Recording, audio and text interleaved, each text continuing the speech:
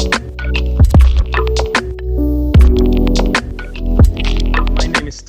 I'm the General Secretary of IFES in Belgium in the Flemish-speaking parts.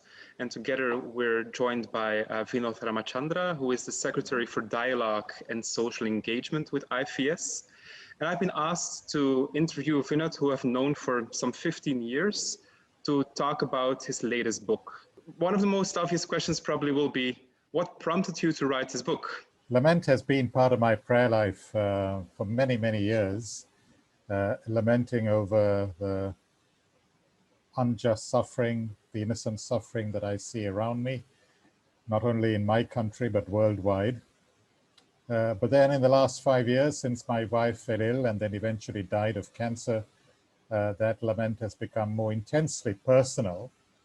So it's lament not only over the unjust suffering in the world and the apparent indifference of God, but also more intensely losing my beloved wife to this terrible disease. And at one point in your book, you say, you quote Wolterstorff, and he found the theodicies he read not really helping. Was that the case for you as well? That while you were dealing with personal suffering and when you were seeing suffering in the world, you started to read and you found everything you found written down not helpful? Was that one of the reasons as well? Yes, I mean, we tend to be sort of very glib in the answers that we give to people when they ask us about why there is so much unjust suffering in the world. And when I read scripture, I find that the biblical writers protested about suffering, and they sought to do something about the causes of suffering, which is very different to what I think we tend to do in today's church, and that is come up with sort of apologetics, trying to defend God. Now, there is a place for apologetics, but I think it can be exaggerated, and it often is in especially Western Christian circles.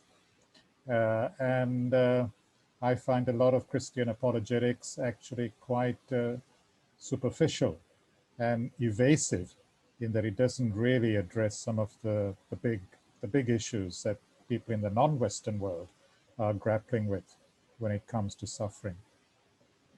My wife used to often say that books about suffering in the West are written by people who normally have a fairly comfortable life, and then some tragedy hits them, and then they start asking the question, why? But most people, or many people in the non-Western world, know nothing but suffering from the time that they're born. Yes. And often due to causes that they're not responsible for. And what do we have to say to such people about, why there is such suffering, and where is God in the midst of all this?